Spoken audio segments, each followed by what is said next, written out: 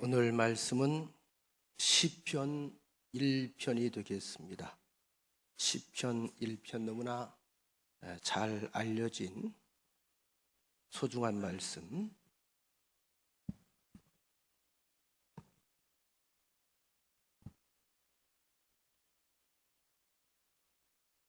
복 있는 사람은 악인들의 꾀를 따르지 아니하며 죄인들의 길에 서지 아니하며 오만한 자들의 자리에 앉지 아니하고 오직 여호와의 율법을 즐거워하여 그의 율법을 주야로 묵상하는 도다. 그는 시냇가에 심은 나무가 철을 따라 열매를 맺으며 그 잎사귀가 마르지 아니함 같으니 그가 하는 모든 일이 다 형통하리로다. 악인들은 그렇지 아니하며 오직 바람에 나는 겨와 같도다. 그러므로 악인들은 심판을 견디지 못하며 죄인들이 의인들의 모임에 들지 못하리로다. 무릇 의인들의 길은 여호와께서 인정하시나 악인들의 길은 망하리로다. 아멘. 오늘은 시편 1편에 있는 말씀으로 함께 은혜를 나누고자 하는데요. 시편은 총 150편으로 구성이 되어 있습니다.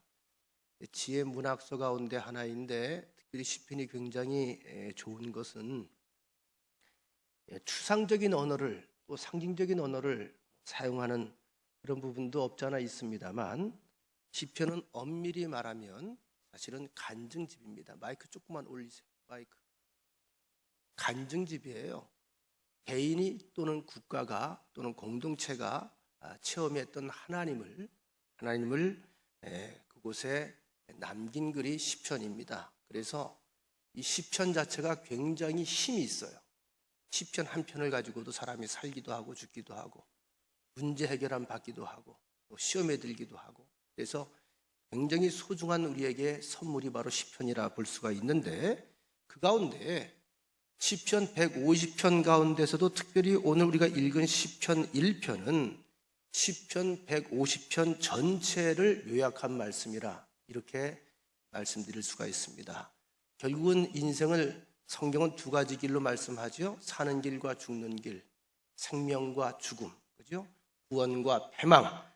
오늘 그 말씀 아니겠습니까?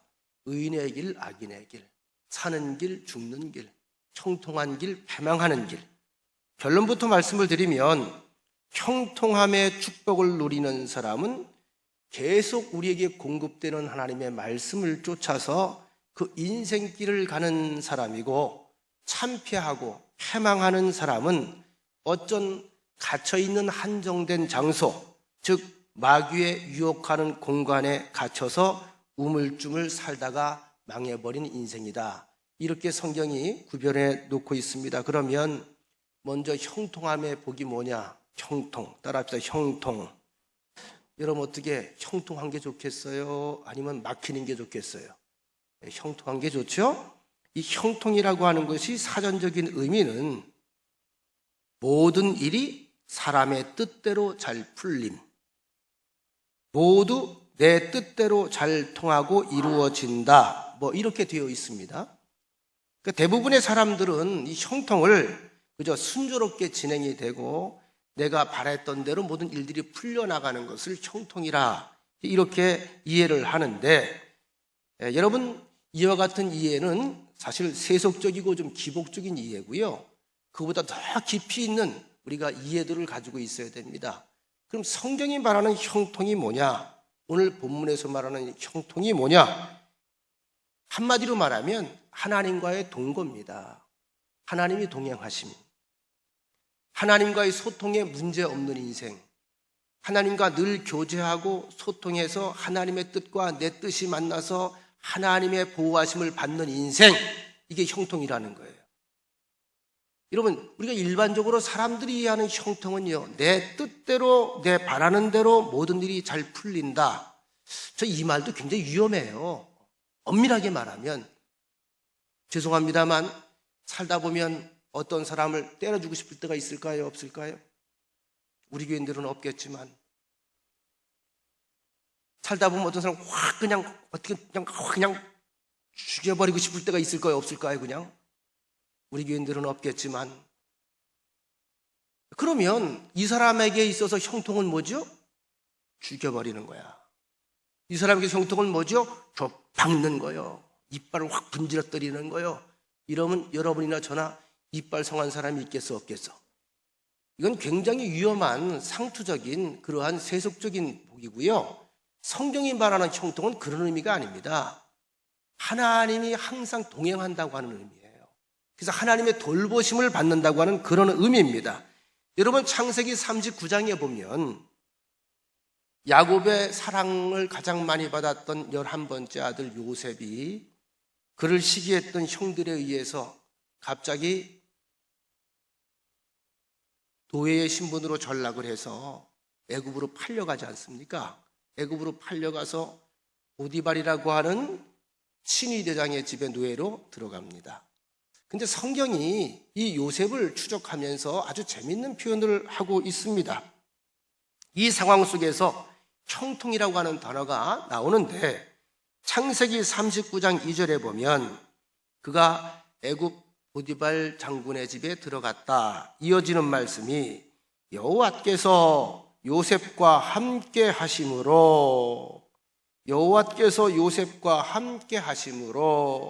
그가 형통한 자가 되어 그의 주인 애굽 사람의 집에 있으니 보디발 장군의 집에 노예로 들어갔는데도 여호와께서 요셉을 떠나지 않고 함께 했기 때문에 그가 형통한 자가 되었다. 그의 여건은 지금 굉장히 어렵습니다. 뜻밖의 여건을 만나는데 그의 앞길에 대해서 성경은 단언합니다. 형통케 될 것이다.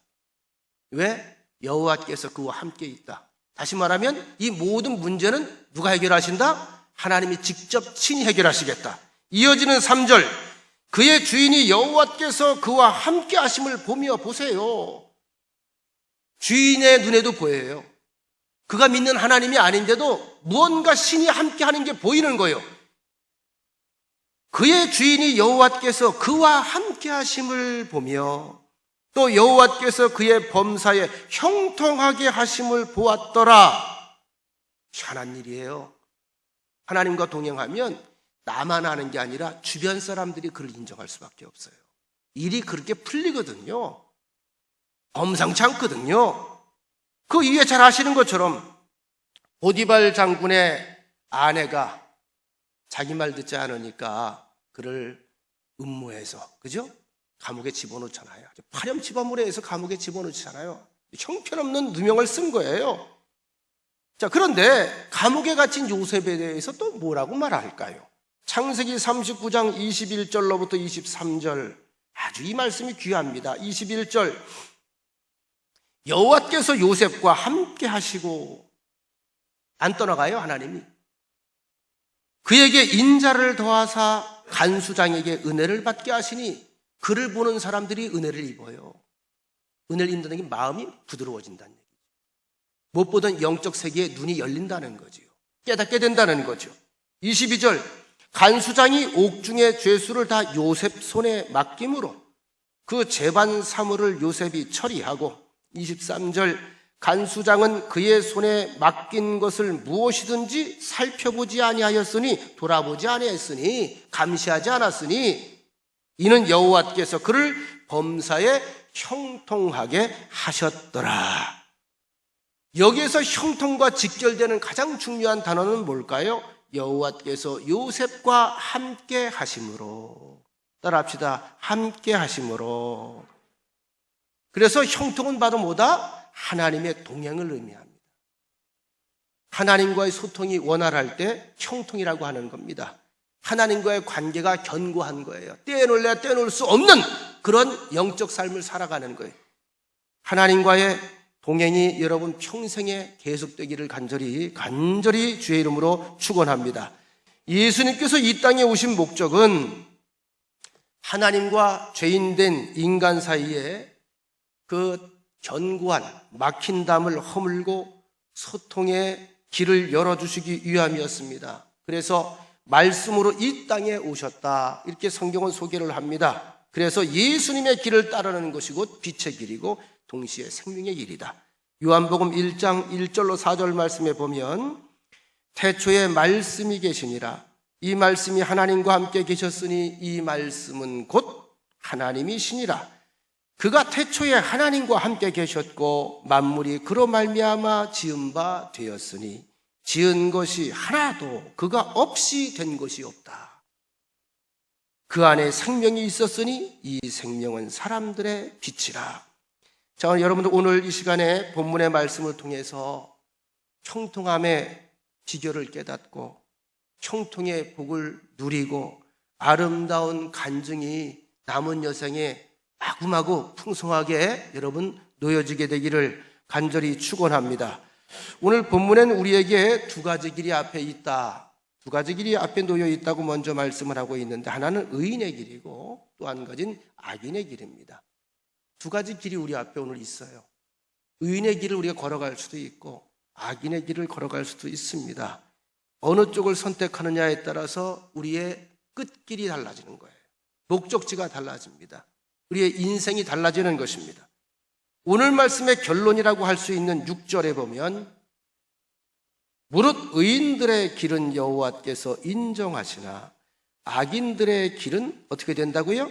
망하리로다. 6절 다시 한번 읽겠습니다. 함께 시작. 무릇 의인들의 길은 여호와께서 인정하시나 악인들의 길은 망하리로다. 재밌는 표현이죠. 그러니까 어떤 길이 의인의 길입니까? 어떤 길이 형통한 복을 누리는 길입니까? 어떤 길이 다른 말로 얘기하면 행복하고 신나는 길입니까? 답은 나왔어요.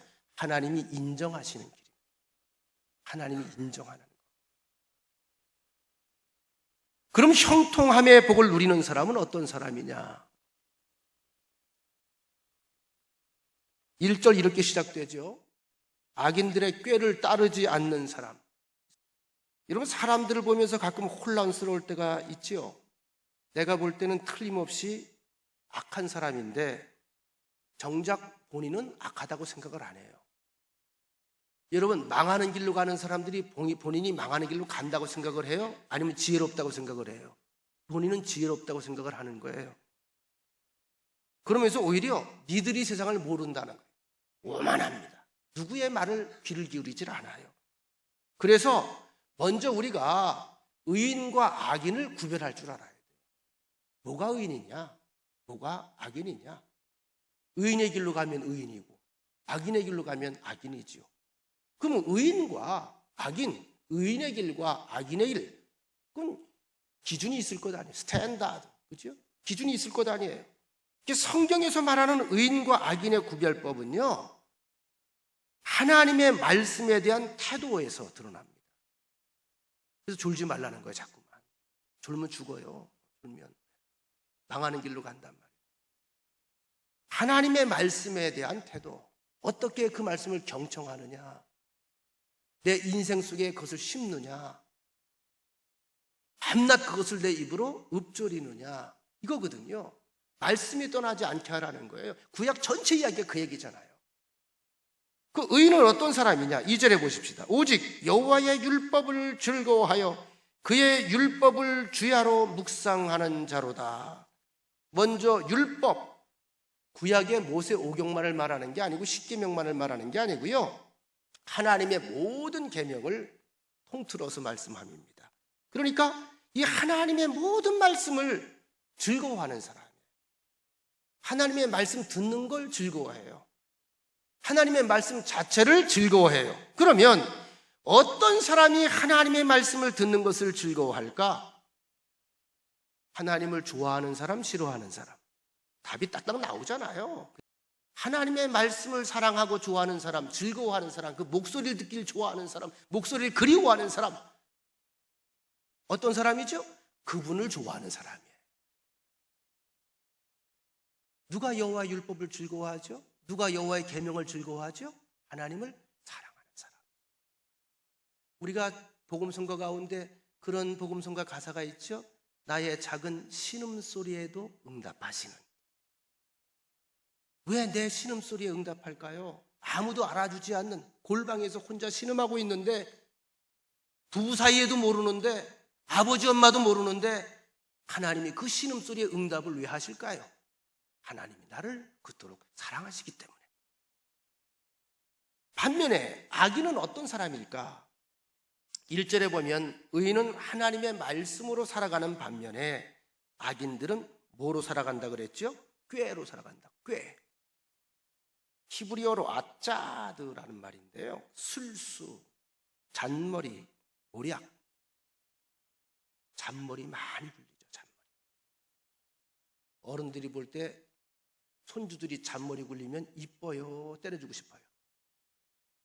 근데 할아버지 할머니는 몰라요. 이쁘다고만 그래요. 근데 그 이쁘다고 하면 안 돼요. 자꾸 잔머리 굴리는 거 어릴 때부터 칭찬하면요, 진짜 애가 잔머리로 살아가요. 잔머리는 항상 한계가 있어요. 교회 안에도 마찬가지예요. 말씀에 근거한 삶이나 기도는 없이 매일 혼자 이럴까 저럴까 누가 왜 그럴까 이렇게 살아가야 답이 안 나와요. 여러분, 저는 안 그런 줄 아세요? 목사인 저도요, 우리 교인들이 조금 평소하고 좀 다르다 그러면 혼자 고민을 해요. 근데 제가 나이가 이제 50대 중후반 넘어가잖아요. 하나 바뀐 게 이거예요. 그런 부분에 배짱이 생겼어요. 내가 열악한다고 안 바뀌어요. 주여, 주께서 알아서 하옵소서. 여러분도 좀 통 크게 놓으세요. 따라합시다. 통 큰 사람이 되자. 통 큰 사람이 되자.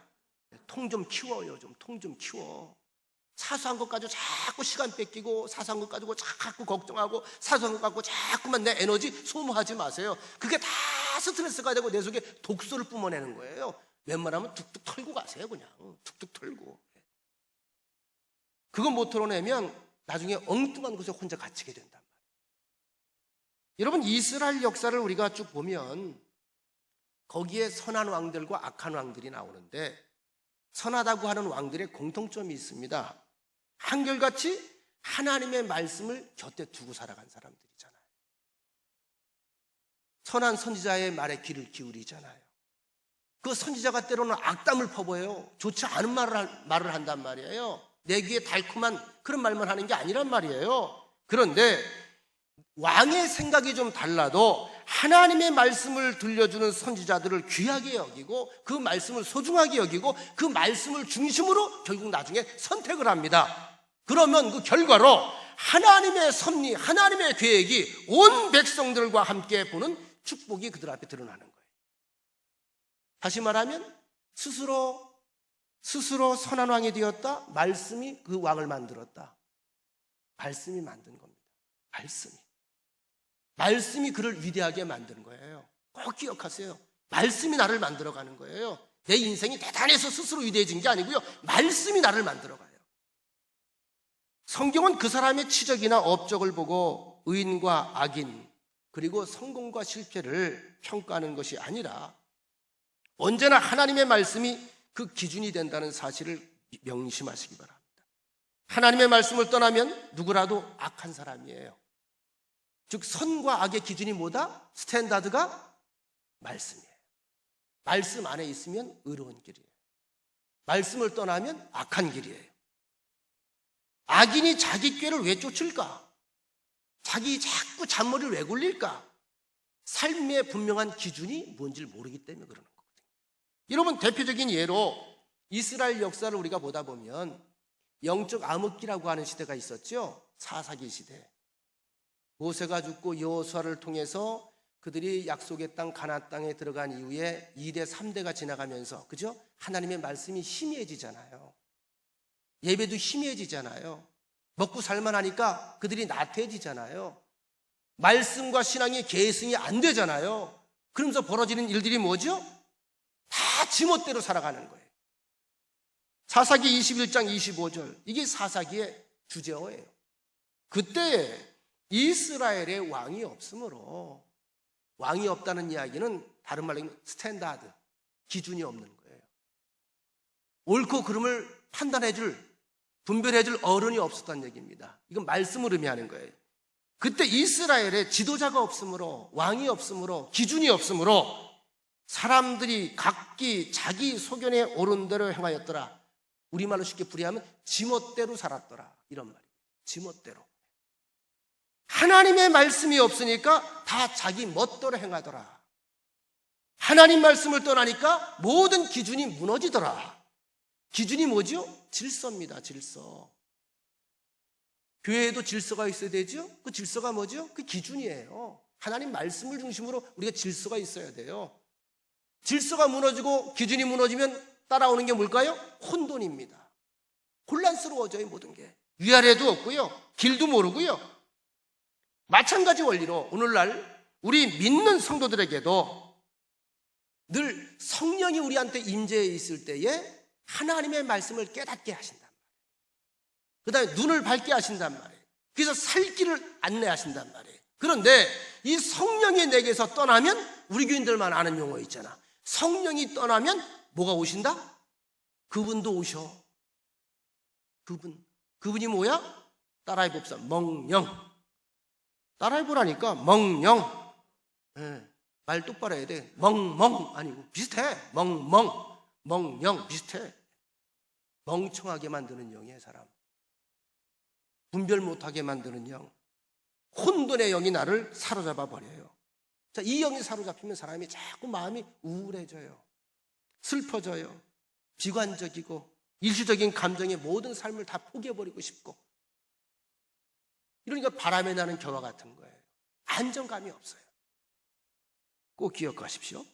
두 번째 형통한 복의 비결은 죄인들의 길에 서지 않는 사람. 첫 번째는 악인들의 꾀를 쫓지 않는 사람, 두 번째는 죄인들의 길에 서지 않는 사람. 이 죄라고 하는 말을 히브리어로 하말티아 뭐 이렇게도 발음을 하는데, 화살이 관역을 빗나갔다, 목적지를 향한 궤도에서 이탈했다, 탈선했다, 어긋났다, 뭐 이런 의미입니다.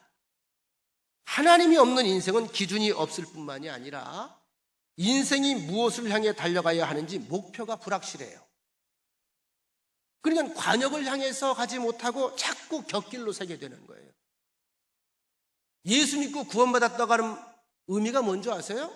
우리가 살아야 될 이유가 있는 거예요. 또 한 가지, 죽어야 될 이유가 있는 거예요. 삶의 이유도 있고 죽어야 될 이유도 있어요. 우리의 최종 목적지가 어디입니까? 천국입니다. 저는 천국인데 여러분들은 다른 곳인가 봐요, 표정 보니까. 그러니까 여러분, 이렇게 기준이 없는 사람들은요, 여러분, 예수 믿지 않는 사람들이 게을러요? 아니, 더 부지런해요. 여러분, 주일날 오늘 교회와 예배 드리죠? 이 시간에도 얼마나 열심히 장사하는데, 어서 오십시오! 주말 되면 더 열심히 청소해놓고 더 많이 음식 준비해놓고, 그죠? 주말 장사 얼마나 바쁩니까? 우리보다 더 부지런해요. 더 바빠요. 이게 중요한 건 그거죠. 부지런히 애는 쓰는데 쌓이는 게 없어, 사실은. 그 인생이 누수된다는 거예요. 누수된다는 얘기 뭡니까? 능률이 없어, 생산성이 없어. 여러분, 신앙생활도 이왕이면 재밌게 해야 돼요. 누가 물어보더라고, 목사님, 신앙생활 어떻게 하면 재밌게 할 수 있나요? 제가 또 알려줬죠. 잘하면 재밌다고. 여러분, 생수가 공급이 되려면 수도관을 통해서 물이 내려오잖아요. 집에 다 수도 있지요? 꼭지 탁 틀면 물이 쫙 나오면 기분이 좋아. 어떨 때는 확 틀었는데도 물이 딸리면, 수압이 약하다거나 이러면 어떻게? 쩔.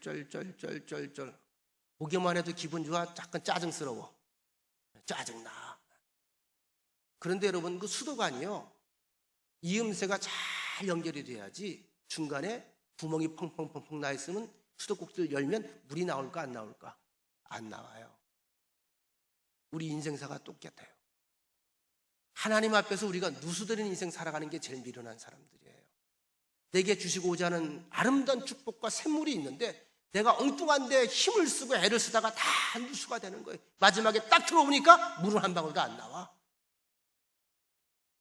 사랑하는 여러분, 우리 모두가 분명히 하나님의 뜻대로, 하나님의 목적대로 지음받았다고 성경은 선언하고 있습니다. 그래서 이 땅에서 부름받았고 하루하루 매 순간 생명과 호흡을 부여받고 살아가는 존재들입니다. 오늘도 여러분, 내 힘으로 숨 쉬는 게 아니에요. 내 힘으로 살아가는 게 아니에요. 하나님이 계속 공급해 주시는 거예요. 피가 돌게 만들고요, 심장이 뛰게 만들고요, 숨 쉬게 만들고요, 뇌가 활동하게 만들고요. 누가? 하나님의 은혜 안에 우리가 지금 있는 거예요. 믿으시면 아멘. 그래서 이 순간에도 이걸 느끼고 이걸 고백한다면 우리가 또 하나의 고백이 나와요. 아, 하나님께 난 참 소중한 존재구나. 여러분, 이 생각 해보셨나요? 우리 인간의 편에서는 하나님 때문에 우리가 울기도 하고 웃기도 한다고 그러죠. 가만히 이 말씀을 제가 마음에 묻고 생각을 해봤어요. 근데 하나님이 다른 대답을 해주시더라고요. 야, 니들이 나 때문에 울고 있냐? 웃냐? 난 니들 울리고 싶지 않아. 하나님이 뭐라 그랬게? 내가 너 때문에 울고 웃어. 제가 무릎을 쳤어요. 어제 밤에 깨달은 거야. 아, 내가 하나님 때문에 울고 웃는 게 아니라 하나님이 나 때문에 울고 웃고 계시는구나. 여러분, 쓸데없는 일에 골머리 썩지 마세요. 골머리 썩지 마세요. 정말 살고 죽는 문제 아니면 골머리 썩지 마세요. 따라합시다. 그러는 거 아닙니다. 큰 소리로 그러는 거 아닙니다. 보통 다른 사람한테 서운하면 그러지요. 너 그러는 거 아니야. 하나님께서 내게 그러더라고요. 너 그러는 거 아니야. 나 가슴 아프게 하지 마. 나 슬프게 하지 마. 너 그러는 거 아니야. 내가 얼마나 너를 사랑하는데, 내가 얼마나 너에게 많은 걸 주었는데, 넌 내게 얼마나 소중한 존재인데 너 그렇게 내 속을 썩이니? 너 그러는 거 아니야. 어느 권사님 댁에 정월 대보름에 초청을 받아서 오곡밥을 먹었어요. 오곡밥. 참 맛있더라고요. 그래서 물었어요. 근데 그 권사님 참 유머러스해. 아니, 권사님 어떻게 하면 이렇게 음식이 맛있지? 그 대답이 기가 막히더라고요. 목사님, 대답은 짤이에요. 짤. 무슨 말인지 못 알아듣죠? 잘하면 맛있다는 거예요. 음식을 잘하면 맛있대. 정답이 아니야. 맛있잖아. 맞잖아. 어떻게 하면 음식이 이렇게 맛있어요? 잘하면 맛있대. 잘. 신앙생활도 똑같아요. 어떻게 하면 우리가 행복하지요? 어떻게 하면 형통케 되지요? 잘하면 행복해지는 거예요. 하나님의 말씀에 붙잡힌 사람들의 특징은 삶 속에 불꽃이 있다는 것이죠. 이걸 다른 말로 이야기하면 사명이라고 부릅니다. 무엇을 위해 살아야 하는지를 알아요. 그러니까 사명감을 가지고 사명을 알고 살아가는 사람은 그의 발걸음이 생동감이 있어요. 가기 싫은 데 가는 사람은 생동감이 있을까? 신발 끌고 다니까? 그 걸음걸이가 달라. 제일 끌고 가요. 왜? 가기 싫어서. 아이들 군대 입대할 때 보면요, 다 신발 끌고 들어가요. 휴가 나올 땐 방방 떠서 나와요. 참 희한하죠? 그 왜일까요? 들어갈 땐 신발 끌고 들어가고요, 나올 땐 팔딱팔딱 신발 벗고 날라와요. 왜냐하면 그곳에 기대감이 있기 때문에 그래요. 핍박자였던 사도 바울이 예수님 만난 후에 한 고백을 들어봅시다. 예루살렘에 사도 바울을 포박하기 위해 폭도들이 준비하고 있습니다. 이 정보를 듣고 에베소 교회 장로들이 바울을 만류합니다. 가지 마십시오. 이번에 가면 큰일 납니다. 붙잡혀 들어갑니다. 어떻게 될지 모릅니다. 돌에 맞아 죽을 수도 있습니다. 가지 마십시오. 이미 소문이 다 나 있습니다. 우리 교회에서 여기서 목회하십시오. 이때에 그 장로들에게 했던 말씀이 사도행전 20장 22절로 24절 말씀에 나옵니다. 22절. 보라, 이제 나는 성령에 매여 예루살렘으로 가는데 거기서 무슨 일을 당할는지 알지 못하노라. 이미 알고 있다는 얘기예요. 23절. 오직 성령이 각 성에서 내게 증언하며 결박과 환난이 나를 기다린다 하시나. 알고 있어요. 성령이 알려주셨어요. 너 이번에 가면 좀 힘든 일 겪을 것이다. 24절. 그러나 내가 달려갈 길과 주 예수께 받은 사명 곧 하나님의 은혜의 복음을 증언하는 일을 마치려 하면은 나의 생명조차 조금도 귀한 것으로 여기지 아니하노라. 무슨 말이죠? 나는 이 일을 위해서 부름받았다. 죽어도 할 수 없다. 그건 내 사명이다. 실제로 바울은 예루살렘에서 폭도들에 의해서 포박이 되었고 그때부터 감옥에서 생활하다가 로마까지 가서 순교하기에 이르르지 않습니까? 빌립보서는 바울이 로마의 감옥에서 빌립보 교회 교인들에게 보낸 서신입니다. 그래서 옥중 서신이라고도 부릅니다. 그곳에서 그의 고백, 빌립보서 3장 13절로 14절. 형제들아, 나는 아직 내가 잡은 줄로 여기지 아니하고 오직 한 일, 즉 뒤에 있는 것은 잊어버리고 앞에 있는 것을 잡으려고 표대를 향하여 그리스도 예수 안에서 부르신 부름의 상을 위하여 달려가노라. 자, 보십시다. 어디에도 사도 바울에게서 주저함을 느낄 수 있습니까? 사도 바울에게 머뭇거림이 있습니까? 없어요. 주저하지 않아요. 머뭇거림도 없어요. 왜요? 그는요, 좌고우면하지 않고 그 길만 가기로 한 거예요. 그걸 깨달은 거예요. 이 길 때문에 내가 존재하는 거야. 이것 때문에 이 땅에 왔구나. 이것 때문에 하나님 날 불러주셨구나. 갈 길이 정해진 겁니다. 누구도 빼앗을 수 없는 사명이 있었어요. 그 사명감이 바울의 걸음을 춤추게 만드는 거예요. 사명이 무엇인지를 알고 살아가는 사람은요, 발걸음에 춤추는 걸음이 되는 겁니다. 이런 사람을 무엇으로 막을 수 있겠습니까? 우리에게 대한 사랑 하나로, 딱 사랑 하나로 십자가를 향해서 당당하게 걸어가시는 예수님을 이 땅에 어떤 세력이 막을 수 있습니까? 숱한 마귀의 방해와 술수에도 아랑곳하지 않고 정해진 길을 뚜벅뚜벅 걸으셨기에 하늘 문이 열렸고 생명의 문이 열렸고 우리에게 구원의 문이 열리게 되었음을 믿으시길 바랍니다. 얼마나 감사한 일입니까? 자, 형통함의 복의 비결 세 번째, 오만한 자들의 자리에 앉지 않는 사람이다. 오만하다는 이야기는 뭐죠? 자기 생각으로 가득 차 있는 사람이 오만한 사람이에요. 찰만자거든요. 여기 한자로 오만하다. 내 생각으로 꽉 차 있는 거예요. 내 감정으로 꽉 차 있는 거예요. 당연히 하나님 말씀 안 들어오죠.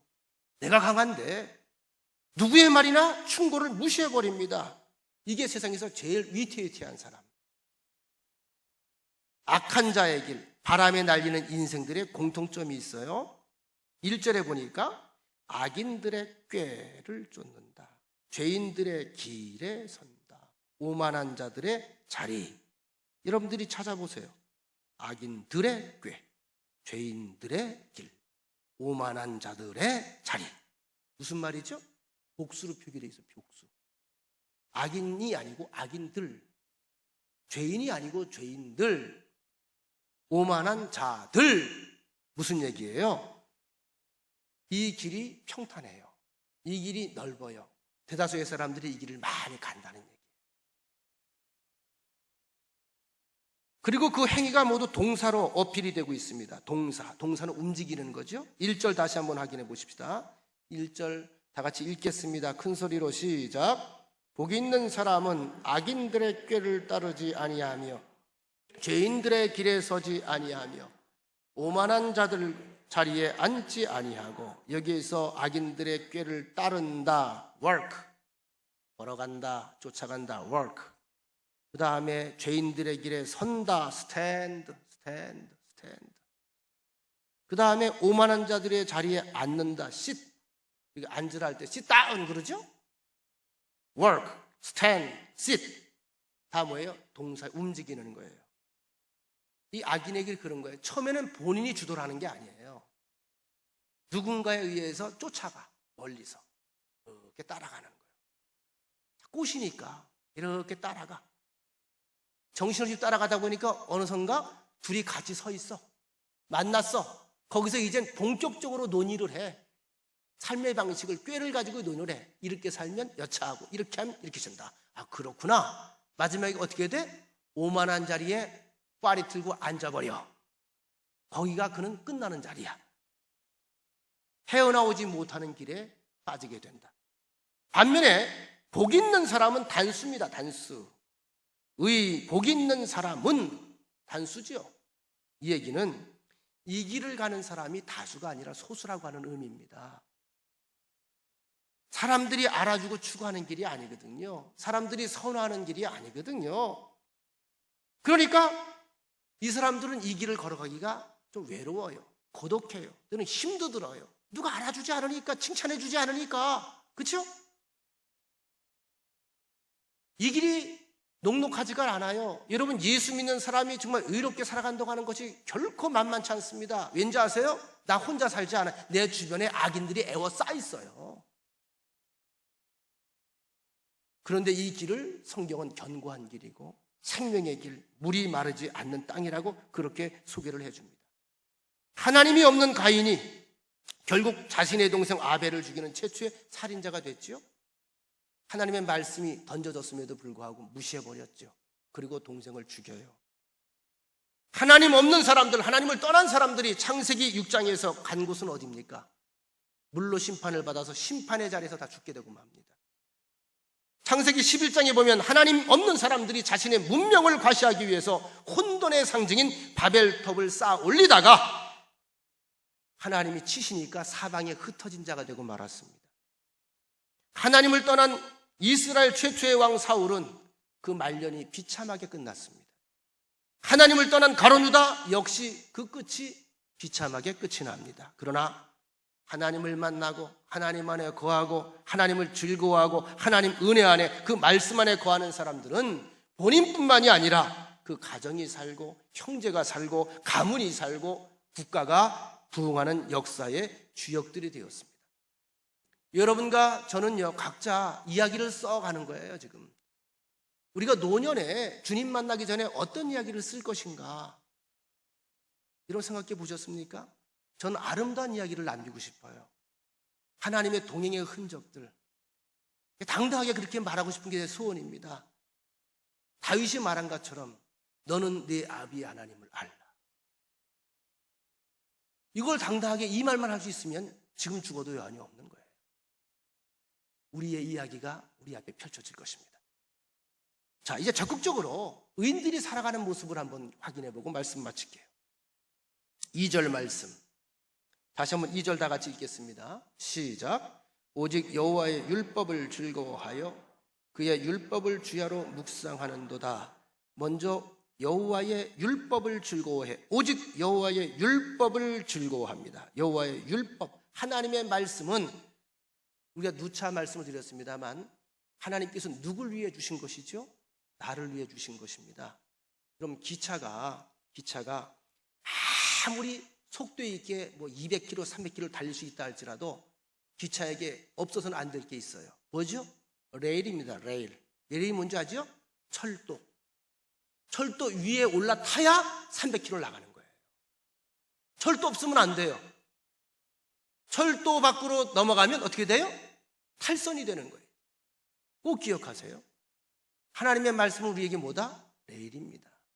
우리의 길입니다. 그 길을 벗어나는 순간에 대형 사고가 터지는 겁니다. 오직 여호와의 율법을 즐거워하여. 우리에게 전해지는 하나님의 모든 말씀이 하나님을 우리에게 알게 해주지요. 하나님을 더 깊이 알아가는 것이 신앙생활이고 그 결과로 주어지는 것이 성화입니다. 그런데 그 안에 기쁨이 있고 그 안에 행복이 있고 그 안에 평안이 있고 그 안에 능력이 있습니다. 철도 끝에 우리 최종 목적지가 어디죠? 천국이에요. 천국. 우리 옆 사람과 인사합시다. 천국에서 꼭 봅시다. 아마 몇 사람은 천국에서 못 볼 수도 있어요. 꼭 봐야 돼. 거기 가서 이 하나님의 말씀을 주야로 묵상한다 그랬습니다. 묵상이라고 하는 단어는 에흐게라고 하는 말인데요, 이런 뜻이에요. 가만히 참고 있는 게 아니고요, 깊이 생각하며 흥얼흥얼 입으로 읊조리다, 이런 뜻이에요. 그러니까 주야로 어떻게 한다고요? 그 율법을 묵상하는도다. 밤낮 내 입으로 중얼중얼 읊조리는 거예요. 읊조리는 거. 과거에 제가 목회할 때 어느 권사님 한 분이 그런 이야기를 하더라고요. 학교 선생님이셨는데 신앙생활을 좀 늦게 하신 분이에요. 참 착하고 흥이 많아. 이분이 어느 날 그게 고민이 됐던 모양이에요. 목사님, 저는요 지금 교회 권사인데도요 나 시험 들겠어요. 제가 놀라서 물어봤어요. 뭐 때문에 시험 들으려고 그래? 하는 얘기가, 저보고 하는 얘기가, 왜 찬송가가 나와야 되는데 자꾸 유행가가 나오죠? 나도 모르게 운전하다가 흥얼흥얼 노래하다 보면 자기가 유행가를 부르고 있다는 거예요. 어느 순간에 내가 찬송가가 나와야 되는데 유행가가 자꾸 나오나? 음식 먹다가도 설거지 하다가도 자꾸 흥얼흥얼 하다 보면 유행가가 나온대야. 그 영적으로 문제가 있는 게 아니냐고 물어보기를. 저 뭐라 그랬냐 하면 아무 문제 없으니까 계속 유행가를 부르라 그랬어. 그냥. 그게 심각할 거 아니거든요. 어쨌든 주야로 밤낮 하나님의 말씀이 내 입에서 계속 풀풀풀 읊조려진다는 것은 생활 속에서 말씀이 떠나지 않고 있다고 하는 거죠. 이 사람의 마음에, 이 사람의 삶의 중심에 항상 말씀이 흘러넘친다고 하는 것은 이 사람은 말씀 안에 살아가는 사람이라는 의미입니다. 잠언서 4장 23절 무릇 지킬 만한 것보다 더욱 네 마음을 지키라 생명의 근원이 이에서 남이니라. 내 마음을 지키는 비결이 어디 있다는 겁니까? 하나님의 말씀, 하나님의 뜻에서 떠나지 않는 것입니다. 이때 우리 마음에 불이 사라지질 않아요. 마지막으로 의인에게 주어지는 축복의 열매는 뭘까요? 본문의 3절 함께 읽겠습니다. 시작. 그는 시냇가에 심은 나무가 철을 따라 열매를 맺으며 그 잎사귀가 마르지 아니함 같으니 그가 하는 일이 다 형통하리로다. 자, 시냇가에 심은 나무. 예수 믿는 사람이라고 해서 뭐 어려움이 없겠습니까? 예수 믿는 사람이 사긴 더 잘 당해요.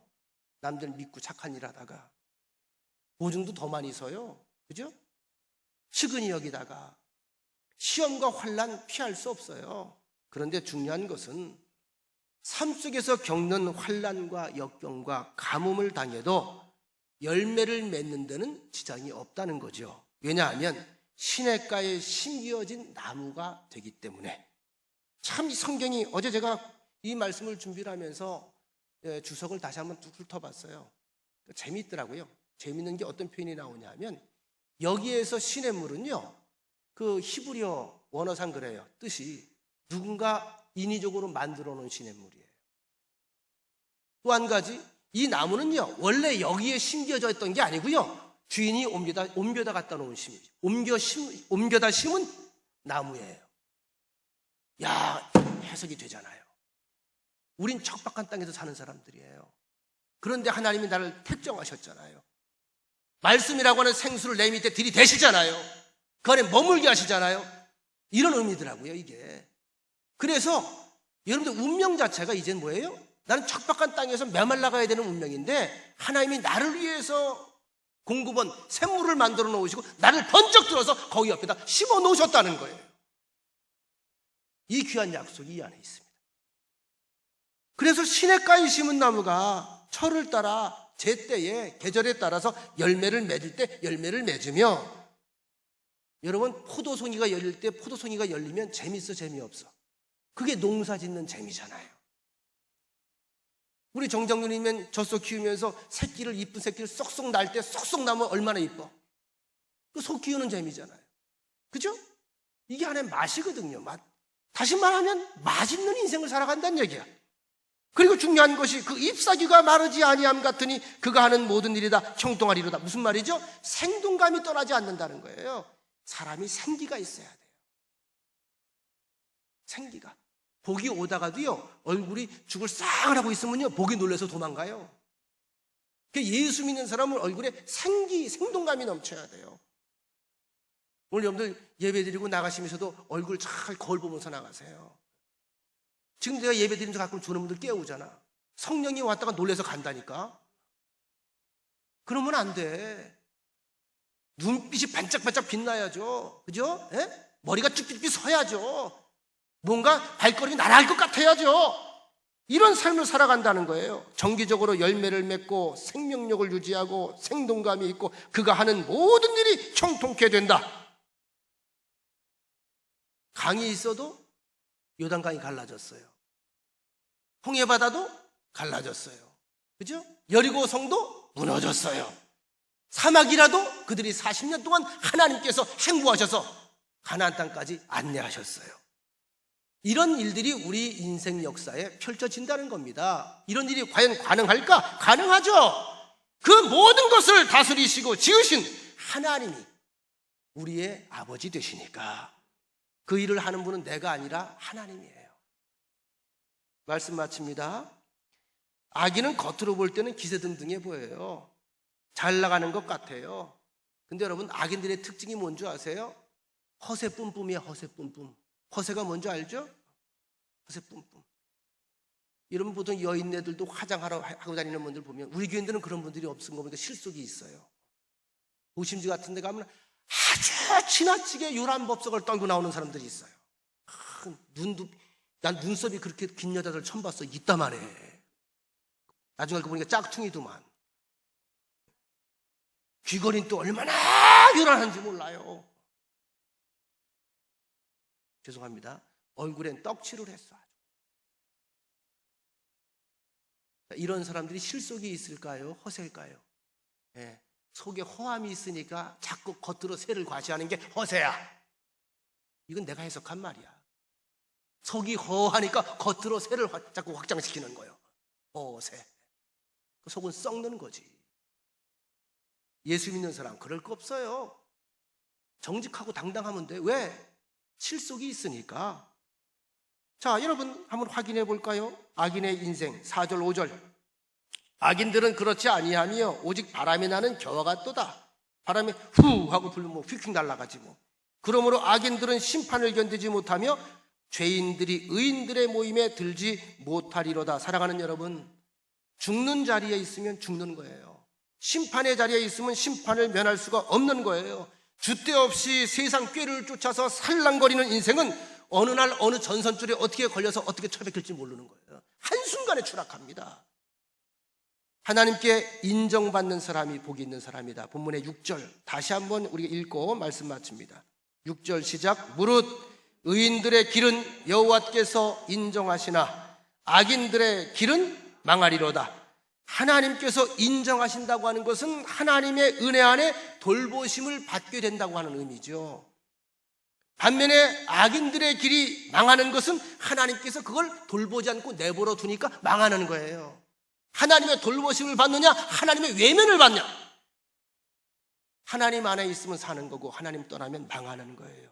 이것이 구약성경, 신약성경 전체의 메시지입니다. 오늘 말씀의 핵심은 형통함의 복으로 가는 비결. 아주 쉽고 상세하게 우리에게 이 길을 가르쳐 주셨습니다. 여러분과 제가 평생 그 길 위에서 함께 걸어가기를 원합니다. 그래야 소통이 가능해져요. 그래야 공감대가 형성이 돼요. 시간 가는 줄 모르고 대화가 가능해져요. 왜냐하면 그 이야기는 신나는 얘기니까. 의인의 길에서 나누는 대화는 신나는 얘기들이에요. 아름다운 이야기들이에요. 복된 얘기들이에요. 말씀 많이 들으시고 말씀 주야로 자꾸 읊조리고 성령 충만한 사람과 함께 길을 걸어가시기를 바랍니다. 지금 나는 하나님과 함께 하기를 원하시는지, 하나님의 말씀을 내가 듣는 것이 즐거운지, 하나님과 영적 소통에 귀는 열려 있는지, 하나님의 말씀이 내 인생에 참으로 잣대요 기준이 되는지, 이것이 바로 형통함의 복을 누리는 비결이다. 성도의 삶은 삶의 현장에서 승부가 나는 것이 아닙니다. 하나님의 말씀과 기도의 골방에서 여러분들의 한 주간의 삶은 오늘 여기서 이미 결정이 된 거예요. 여러분들 승리의 아름다운 간증을 가지고 다음 주에 만나게 되기를 주의 이름으로 기대합니다. 주님 말씀 들었사오니 한 주간의 삶도 주께서 강권적으로 붙잡아 주셔서 주께서 나를 사랑하는 것에 10,000분의 1이라도, 아니 10,000,000분의 1이라도 우리가 하나님을 사랑하고 즐거워하여 우리 때문에 울고 웃으시는 하나님이 나 때문에 울지 않고 웃으시는 그런 한 주간이 될 수 있도록 주님 도와주옵소서. 예수님의 이름으로 기도합니다. 아멘.